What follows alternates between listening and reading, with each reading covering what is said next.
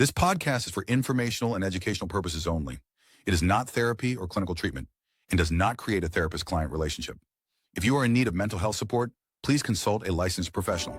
The views expressed by guests are their own and may not reflect those of Fredrick Bush or OBBM.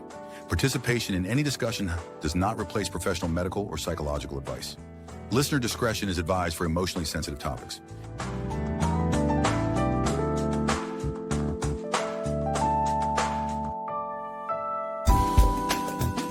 Welcome to On Being Black Men, a blueprint for power and purpose with Fredrick Bush. This is a space for truth, healing, and forward motion for Black men and the people who love them, bringing together real voices from the community, brothers, fathers, thinkers, artists, and everyday people, sharing honest conversations about manhood, mental health, relationships, legacy, and what it means to carry both history and hope. We're not here to fix. We're here to build.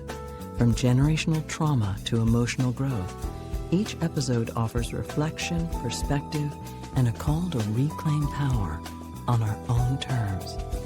Whether you're navigating struggle or stepping into the unknown, you're not alone. This is for men. This is about men. This is On Being Black Men.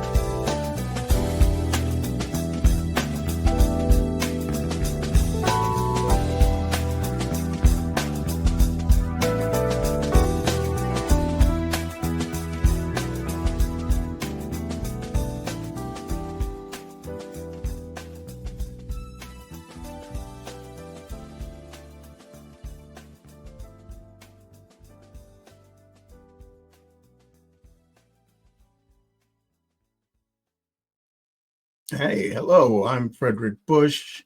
I'm a licensed clinical social worker, and here we are on our second episode of On Being Black Men. And today's guest is a very special person, Dr. Robin C. Wiley. She's a licensed clinical social worker. She got her BA in social work from Virginia State University, her MSW and her DSW from Rutgers in Jersey.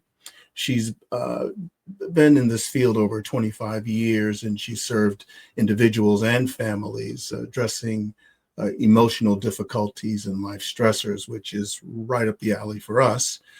She works with individuals and in a supportive way, but she does that in a way that appreciates cultural experience and environmental factors that play a part in each of our lives. She's the founder of Infinity Empowerment Services, LLC, and she focuses on improving her clients' life management, personal growth and health, emotional well-being. She does workshops, she does consulting services, she's a world traveler, and she hosts the weekly podcast, Let's Talk with Dr. Robin. Welcome, my good friend and sister, Dr. Robin C. Wiley. Thanks for being here. How you doing? Hi, Fredrick. Thank you so much for having me. It's a pleasure. It's a pleasure. It's a pleasure. I know you're very busy and everything. So I'm glad that you were able to just stop by a little while, as my mother used to always say.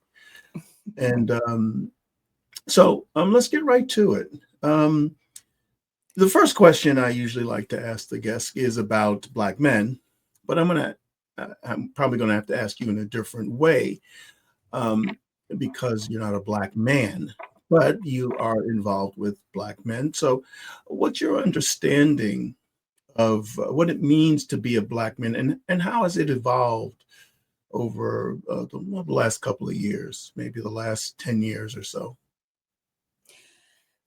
So, certainly as a Black woman, let me put that out there first. I adore Black men. Okay, let me say that to begin with. I think that, my understanding maybe, early on in life, certainly having Black men in my life was just, these are the folks who are present in my life, not really understanding the experiences of Black men, the nuanced experiences, right? And how that impacts them and their perception of self and how they function in the world that we all live in. I think Black men are misunderstood and often mischaracterized, I will say. And unfortunately, those mischaracterizations, okay, are internalized by Black men and therefore probably dictate some of their responses to the world around them, their environments, but also to us as Black women too, in our relationships and that kind of thing. So certainly, it is great to see a program like this. It is great to see your work, specifically with Black men, because I believe that there is a need to bring more, to create more spaces for Black men to be able to talk about the experiences that they have, whether those spaces are formal or informal. Um, but I am also happy to see more Black men going into therapy or talking about going into therapy. Not that that's what's necessary for everyone, but if they choose to do that, so be it. So um, I hope that answers the question. I mean, I have a lot I could say about Black men. I think Black men are amazing. And but again, that misunderstanding, because Black men are walking through life every day, walking into rooms where their Blackness and their maleness intersect and are very much intimidating to many other members of society. Mm. And it's almost like having to walk with a badge. Well, not even a badge, but I would say armor, because you have to be able to take the hits, Mhm. right? And Black men take a lot of hits. You don't have to be doing anything. Like a Black man does not have to be committing a crime, doing something wrong. They can just be Black and a man. Mhm. That Mhm. is enough for someone to feel like they are a threat. Yeah, So indeed. in a sense, Black men have been villainized. Yeah, I totally agree. I experienced that even myself at times. And I definitely find it within the clients that I have that are male. Mhm. Um, uh, but they, I have kind of an unusual population of men who have not necessarily come to therapy because usually men come to therapy because they are, there's an ultimatum by a woman in some way, shape, or form. They are brought through couple work, or, Mhm. they have problems with what's the so-called anger, which, I kind of redirect into frustration and other things. Um, and this could be, very challenging for them. I have a, kind of an, uh, I don't want to call them, well, they're kind of in a more uh, uh, elite, I guess, if you will, population of men that recognized, what was happening to them. You talk about these spaces that was happening to them in these upper spaces of corporate America and things like that, where they were having, and they are having the same kind of, side eye, even though they're well educated. There's some of them are six-figure men, and Mhm. they still find this kind of ceiling that they keep continuing to hit. I have that with the women too, um, but it does create this question of, well, they're being good enough, and Mhm. it touches those emotional spaces, that they never really had to factor in before. So they come in and they check in, and our sessions are often quite interesting. Uh, kind of what I bring to the light for them, which is what I'm trying to do with ICBM, and kind of throw my net a little further out. So the emotional piece, though, is what I find women are, um, they're looking for it, but I don't think men might be misunderstood in some ways because sometimes they don't have the language and the vocabulary to be more emotional. It surprises me. Well, it shouldn't, but it does. How little things, that they may do may seem dismissive. I have to point it out to them. So it's that emotional. So maybe we can talk about, because I know you do this work around. I don't know what's. I don't want to call it. I was going to call it sex work. What? No. The classes you do. Not sex work. Well, around sexuality and women.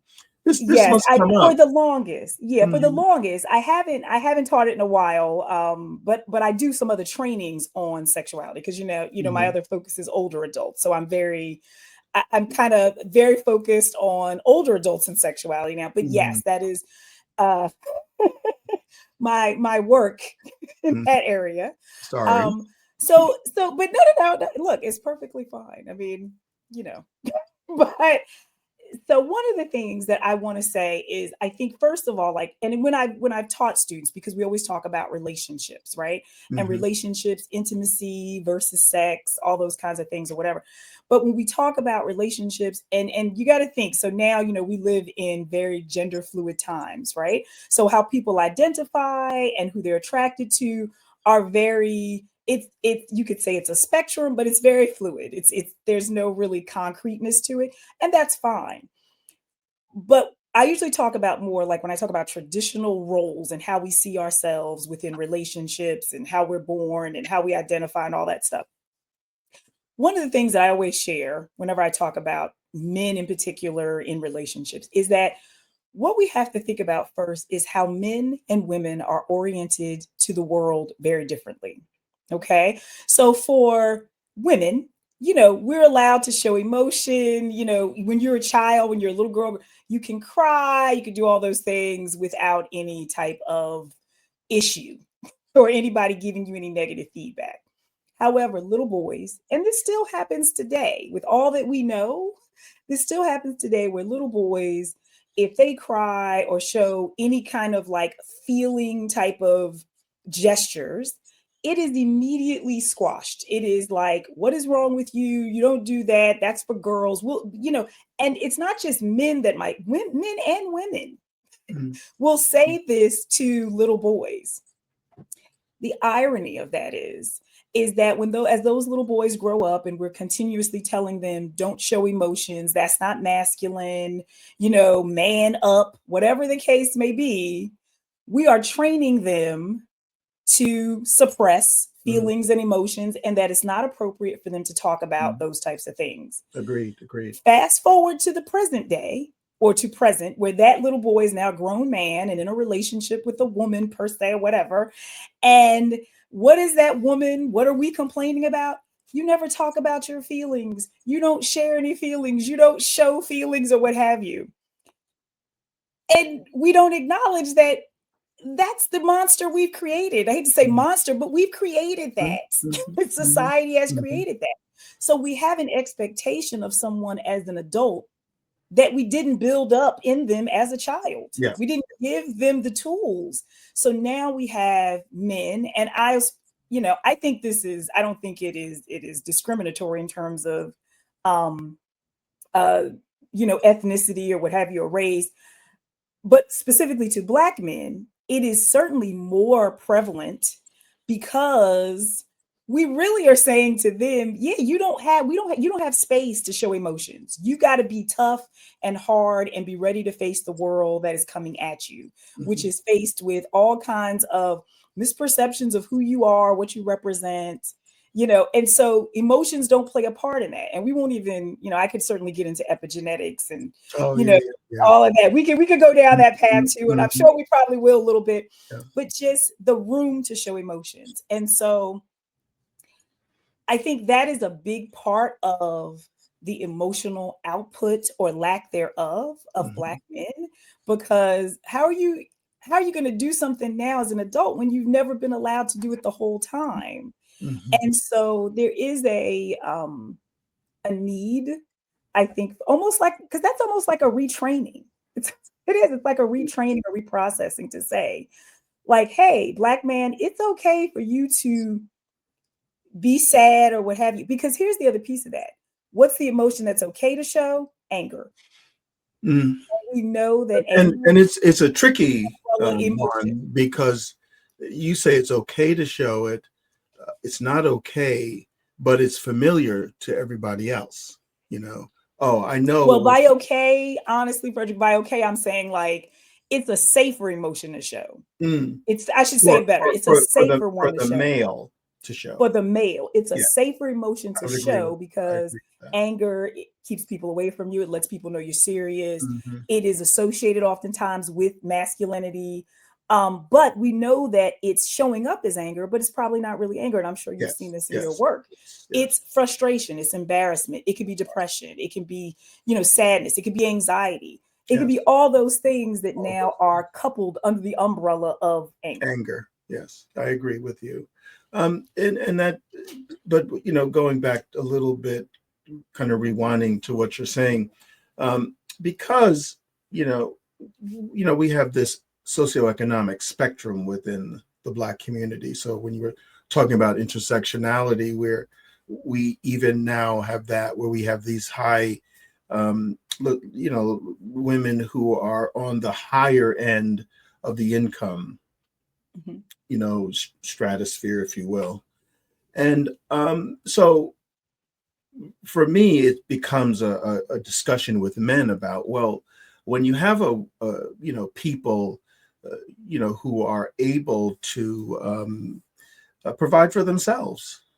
I mean, you fit into that category. You don't necessarily. You're economically, self-created in some way. And what do women look for in a man? Exactly the thing that we have kind of, didn't train them for in their youth. To Right. be emotional, because Emotional availability. that's your currency now. Yeah. It's not, yes, if you can provide whatever that means nowadays, that's wonderful. But if you're with a woman who doesn't need those types of, doesn't need that from you, what does she need? She'll probably need more of this emotional availability. If you are going blank on that, well, then what is your currency as a man? And I think that's the kind of the landmines that men will navigate now. Yes. Yes. And I think and I can say it can be very frustrating for women Mm. because, um, and I think some of that is a bit of, gender role specific in terms of men feeling as though they need to be providers. And that's historical, Mhm. and that's also something society has placed on them. So them feeling less than if they can't provide in the way that they are viewing they should be providing, or society says they should be providing. And now, I think with the way things are now, there's almost like a switch with there are women who are also, because you got to think there's all these trends, right? And I think they're definitely influenced by, social media and that kind of stuff. But women that have expectations of how men should provide, and men are not always aware of those expectations, because I think that's a big issue in relationships in general, is the communication of expectations to each other, and if the person can meet those expectations. But I think, men are maybe struggling with women that do need that emotional availability, even knowing what that really means. Mm. Because does that mean that we're sitting around and we're crying all the time? Does that mean that, we're able to communicate more effectively about how we're feeling? Does that mean that, the validation that's needed in a relationship from each partner, about that this person that's with you wants to be with you? But I think also too, understanding how men show love and how a man's love language Mm. can be very different than a woman's, you know what I mean, in Mhm. general. And I'm not necessarily speaking of the 5 love languages, or Yeah, yeah, yeah. but just in general, that how men will show their affection for someone can be very tangible versus how a woman will show that. Mm-hmm. So If that makes sense. Well, let me parse out what I think I hear you saying, or at least part of what I would like you to kind of comment on. Okay. So there's a part of this that men really don't know their ass from their elbow when it comes to this, right? But then is there also a part that you might be, touching on that, women are not, because we have these assumptions of Black men and men in general, but, we're talking about Black men, that they don't have this kind of, ingrained knowledge around how they should be emotionally. And let me take that back. They do have a certain way of thinking about their emotions, always negative. It's always shut it down, right? So that's what they will naturally do. So there is some type of imprinting like that, some kind of familiarity with, oh, I can't be this way, or this woman will see that I'm weak or less than, or I'm not, a good provider. I'm not. I'm not going to be strong and a provider. But is there also a side of that that says, well, women make certain assumptions emotionally that maybe they shouldn't make around men? I think so. I think there is probably on both ends. You know what I mean? Like what is needed, what is to be given, that type of thing. So I think men and women both have those misconceptions, Black men and women. Because we got to think too, we talked about the nuanced experiences of Black men, but there also are nuanced experiences for Black women too. Black women are navigating intersectionality also on a different level, and also then trying to be, as Black women, we got our own stuff. That's a whole other show. You know what I mean? Yeah. And how that, but also too, how that gets projected onto Black men, just like how Black, I think my certain personal opinion and I would say the professional is that Black men are needing the same amount of validity or validation in a sense about who they are and where they stand within their families. Or whatever they identify, okay, where they are as a leader, that type of thing. I don't always feel like as Black women, we are not always meeting that need for Black men, because we may not always know what that needs to look like for them. And so I may have gone off from your question, but just because there's a vulnerability piece here too. I think with showing emotion. So you mentioned like the weakness piece, like men not wanting to feel weak, because I think men are like, I need to be this way. This is how I have to be. This is how I have to show up.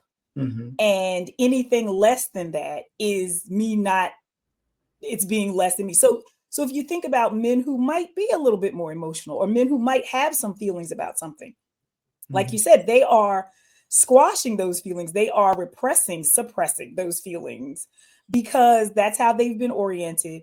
Also, is it safe? Do they want to feel they can be that vulnerable in those situations? Because we definitely see, a lot of times we see vulnerability as a weakness. And vulnerability is about openness. Being vulnerable allows you to be open to allow something in. And so we don't always frame it that way. That would include the vulnerability piece, but also the empathy piece. Can I be open to be kind? Can I show that? Let things kind of, roll past me that I don't need to answer, with any kind of great, pressure around it, So it's a tricky kind of dance that we're doing against, what we were taught, what we were told, our ancestry. And, what I say is, creating what has yet to exist. We have to do this pivotal change. Women are in many ways ahead of men because, they are in I'm sure your classes are full of women. Very few men. There are very few men who do. I remember when we were in class together, I'm the only black guy, and I'm maybe Right. one of, four I think there was four. Yeah, about four. Yeah, out of about 4 minutes 25. out of, yes. And I probably had the least amount of experience. I came into it from a different uh, you know take, but ever since, my whole career has been either surprised that I'm a black male in this space, or I'm sought after, Right. because I'm a black Specifically, male. yes, you're a Specifically, commodity. I think most of the women in my practice, and my practice is 90% women, has always been, Yes. um, they, one of the things I asked me, well, you see, I'm a black man, right?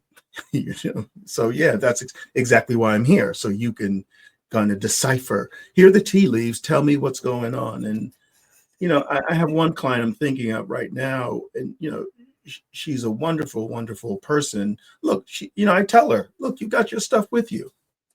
However, the things that you're asking me to decipher have nothing to do with you. They're going to have to do with men.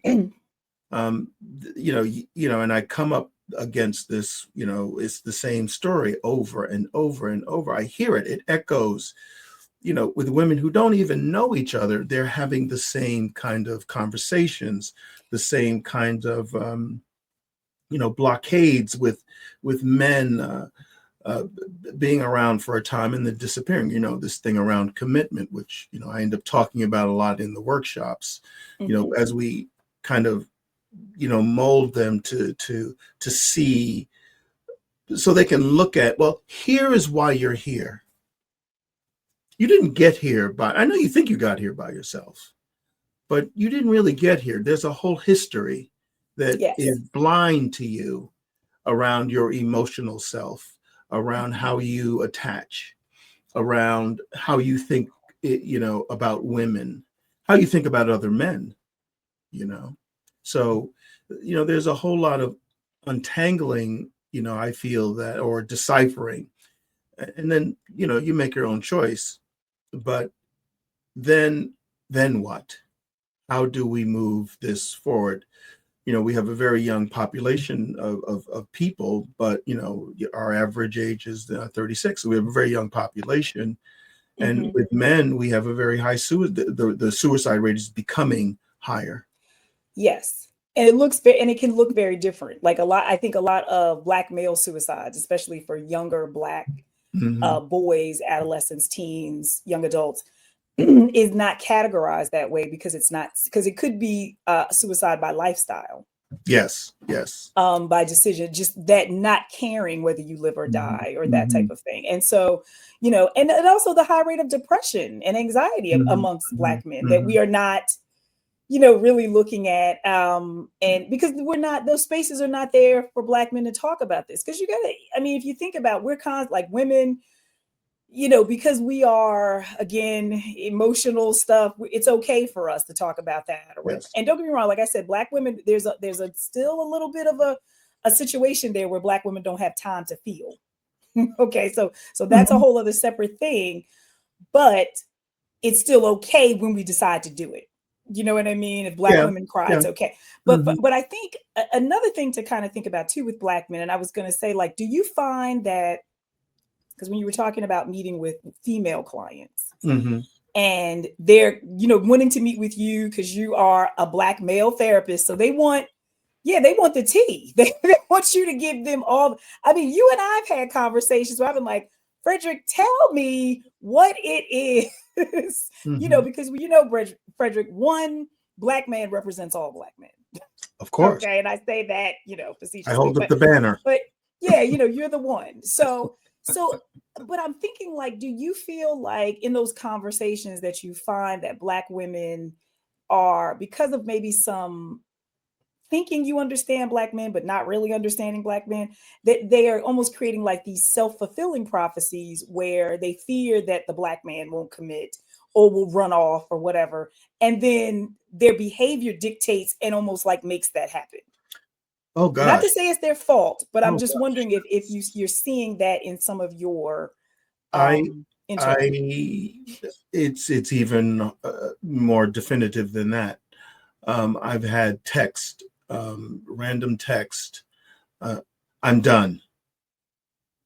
And that's from the woman, yeah, right? From the woman, from my right? client. Yeah. And I know Mm-hmm. when that client says that, I know exactly what she means. I know she's been on a bad date. I know whoever we were talking about before, during session, he fucked up in some way. And Mm-hmm. she, on the other hand, one of my lines is, it's very hard being a Black man talking to Black women about Black Mm-hmm. men, About Black because men, yeah. I have to say, okay, I don't have this Black man in front of me. I have you in front of me. So we have to talk about what it is you did, what it is you might have missed, or your expectation, and many times it's a hard conversation to have. We can have it, but then I also end up saying, look, I can only do this part of it with you. If you want certain things, there's just nothing wrong with having these desires and saying to this person, look, I want to be married, or at least I want to be in a good partnered relationship. Mm-hmm. I want to have children. And when the man says yes, yes, yes, yes, yes, yes, yes, and then in 9 months, poof, he's gone. Yeah, there's nothing really that I can speak on to the woman about that. Her intention was plain. Her intent, given that, now we can talk about little things around personality or aggressiveness, or because this kind of behavior, even for women, starts very early on. Women are always from little girls. They have to be on guard around men, right? Well, yes, but I was thinking you were going to go in a different direction with that, but you're right about that. Yes, women, we are. Okay, what We direction did you want always. me to go in? Well, this is the thing, because you just said something that really kind of sparked something for me, which was the idea of this particular client and how, was she clear about, oh, I want to get married, I want to have kids, I want to, all that kind of stuff. And I said, and I think, so that's something I know I've had that conversation with many of my female clients and in general. And when I talk about relationships or teach about that and I always call it the relationship box. Mm-hmm. Because when you were talking about how women are oriented, another way that we're oriented as little girls is about that fantasy of everything in life is better if you grow up and marry the man of your dreams and you live happily ever after, right? There's, between the fairy tales, which still exist to this day, you think of any movie, cartoons, whatever it is, it's all about, a lot of times all the princess stories, Disney princess stories or whatever, are all about someone meeting. I mean, they've shifted a little bit, but historically they're all about somebody meeting their knight in shining armor, the man of their dreams. And that is kind of a narrative that is pushed at girls. Mm-hmm. And so we grow up wanting that narrative because we feel like, and I'm not taking away from anybody who desires that. I think it's fine. But what does that come with? So what happens is we are walking around with this, commitment relationship box that we are then looking for who can jump in this box. I agree. And sometimes we aren't discerning. And I was just having this conversation with somebody earlier today, actually, about, does the box fit the person? Like, does your box, the way your box is, the way you want your relationship to be, what you think you need in a relationship, all those kinds of things, which a lot of times people haven't even worked out in their own mind about their own expectations.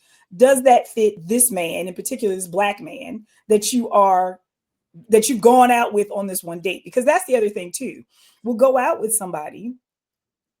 And so could these relationships for your client that are not working out, could they be because she is putting her box on people, on Black men that don't deserve it, or it's too soon? You know what I mean? Like you meet somebody, you go out a few times. Do you need to? Now I get it. A lot of times we are in, we're in a rush. Mhm. Apparently, we're in a rush to get all those things going. We're trying to check boxes, and this is not you checking off classes to complete a degree. Right. This is about finding a life partner, which is what I think we all really, everybody wants that and desires that. But sometimes we are going about it in a way that puts this undue pressure on this other person that he doesn't know about Mhm. or that he doesn't want. Right. So it's either it's not, and I don't think it's to say that men don't want committed relationships. I think men do. I think Black men want to be with someone, a partner or what have you. However, I think there is a difference between when heartbreak and how that affects men versus women, Black Yeah. men versus women. I Okay. agree with you on So that. let me just get, because this is one of my other favorite things. I Mhm. think when Black women have a heartbreak, all right, we tend to pick up the pieces and we go on to the next. We go through heartbreak after heartbreak because we're motivated, what have you. And that's because, I think because there is opportunity for us to express emotions.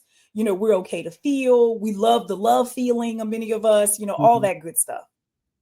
Black men in particular, though, I always say when they go through a heartbreak, and this is my theory, I don't have data to back this up. I have experiential information to back this up. I don't have the stats. But I think when Black men go through a breakup in particular, because of what that causes them to feel, and they're not necessarily comfortable with those feelings, because again, there's not the space for them to feel those feelings. They are like, I am never going through this again. Mhm. This hurt, beyond recognition. I allowed myself to be vulnerable to this person. Whatever the dynamics that happened, this has caused me to have this heartbreak.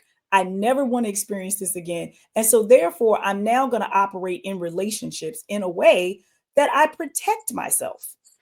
Well, And this is speaking as a Black man. And I think that's often what happens. And that reshapes their perceptions of relationships and how to engage in those relationships. absolutely. Well, first off, there is data on it. Oh, There is, Reeves talks about this in his books of Boys and Men. We know that men take breakup in relationships harder than women, but the other factor, this may or may not be true nowadays because we're so isolated. But women have, they have other women to kind of talk it through, mm-hmm. So they Which may, is good and bad. well, it could be, but with men, the dialogue will be much different. It'll be, Yes. okay, so she left you, so what? Or Mm-hmm. so you broke up, well, usually if it's the woman broke up with them, sometimes their breakup can be a precursor of them feeling that they don't want to feel these emotions that they're feeling, like people, with this phrase, it's old now, but when I first heard it, catch emotion, you know, Right. Yeah. catch Catching feelings. feelings, Yeah. Catching feel. like, I'm not catching oh, feelings. like Right. it's a disease, Yeah. Like that's a bad thing. yeah, like it's a Exactly. bad thing. No, it's a wonderful thing if you catch feelings for somebody. Right. But I think it's that next, well, what do I do with them? Right. What do I do with Yes. them, with these Yes. feelings? I wasn't inoculated, so Right. it's Not like, ready. oh Not yeah, ready. it's, but even that, here we have this socioeconomic thing, it'll be around, well, you know, it, my, in my workshops, I talk about 1971, where we have the beginning of the war on drugs, where the prison population exponentially rises. Mm-hmm. So we have a lot of men being pulled out of community Mm-hmm. to the drug Mm-hmm. trade. They'll die. They'll go to prison. They'll die of either using drugs or kind of transacting drugs. So we have a whole host of men who weren't around to school other men to be fathers, to be, Mm-hmm. for good or for ill. We have Winnicott's work on Good Enough, parenting is, of course, is good enough, mothers, but we can also talk about good enough fathers. But if we have the absence of all of those things, we are really heavily relying on single mothers to do Yes. that heavy lifting. And it can go on to a whole nother dimension of, well, why do we end up here? And in my workshops, I say, well, this is how we end up here. But then I'm also trying to say here, how should we move forward? All right, Right. we can't sit Yeah. here and be victims for the Right. rest of the It's century.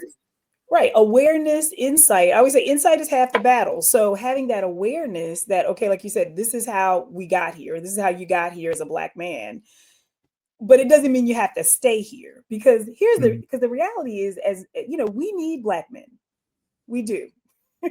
We need Black men. We need Black men to thrive. We need them to strive, and we need them to thrive, because Black men offer something to Black women that, and I'm saying this, and no one has to agree with me, but Black men offer something to Black women that we can't get anywhere else.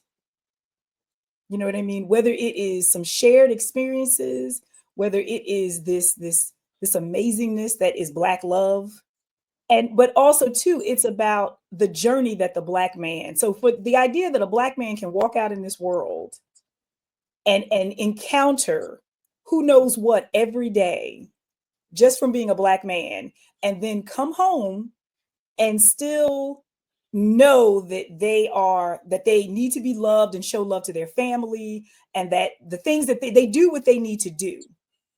And that's what I mean. Black men are doing what they need to do to survive, and we need them to thrive. And so we need them. So we need Black men to, because we also need Black men to get their health stuff taken care of, because that's we ain't gonna stop here. Let's get into that too, because we need Black men to take care of themselves. And I think Black women, we can support that, certainly. But we know that Black men definitely have, men in general, but Black men have a lower life expectancy for various reasons, right? There is definitely data to back that up. And we have to look at the reasons why behind that. And so emotional stuff, because we know that living while Black is a stressor, okay? And particularly for Black men. So that stress impacts the body. We also know that Black men are not taking care of their health. They're not going to the doctor as much as women are. But even if they are going to the doctor, we also know that on the professional side, that there's still disparities in healthcare for Black and brown and white folks. Okay. And so that the pain and the concerns that are verbalized by Black people in general are minimized. And we see that. And what sheds light on is when it happens to somebody famous, you know what I mean? And then they're like, hey, I almost died because the doctor didn't listen to me and talking about my pain or whatever. So we need Black men to be around. So we need them to be, and I'm not saying that I think there is definitely some more awareness now, but I think programs like yours, and the work that you're doing, whether it's individually or whether it's as a group, and even like this with a podcast that's talking about these topics, hopefully will sort of like snowball into getting Black men to talk about things that affect them, and to create even informal circles within their own communities to talk about, what's going on with them, or talk about going to get your prostate checked, or what's your blood pressure looking like? You know what I mean? Like all of those things. And to also demystify some of those processes, because for we as women, we're constantly going to the doctor. You know what I mean? We don't really have a choice. We're constantly we're getting all the things checked. Okay. But for Black men in particular, that's not really a thought. Not to mention Black men are like, I'm trying to live life. I'm trying to work. I'm trying to do these other things. And I'm trying to sometimes take care of others. And I'm not then taking care of myself. And so we need to work on that too, because we need you all to be around. I am not going to even touch that. I'm going to say you have the last word, and there's nothing I can add. And that was perfect. That was perfect. Perfect way to end. Oh, so, but you're on the list as your predecessor. Dr. Scruggs is to come back and to let's talk more about these. You packed a lot in there, and that's going to be we can have 3 talks on what you just said. So Yeah. we got at least 3 more episodes out of you. And I am more than willing. I look, I'm here for you. You are a dear friend and colleague, and I'm so happy to share this space with you and for us to be. And I'm so happy about what you're doing, the work that you're doing, because it's needed. Okay, great. Thanks very much. So here she is, Dr. Robin C. Wiley. She's well, you just saw who she is, so I don't have to say anything else. We'll see you next time.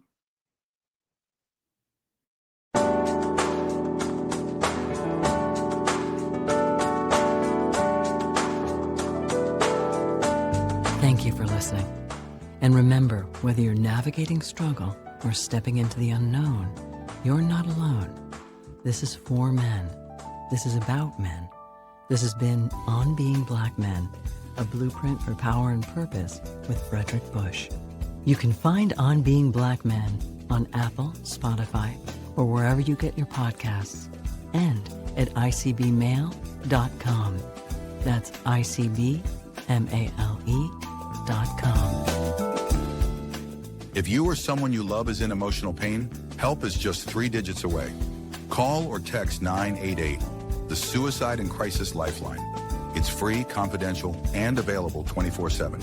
That's 988. Stay safe, stay grounded, and keep building.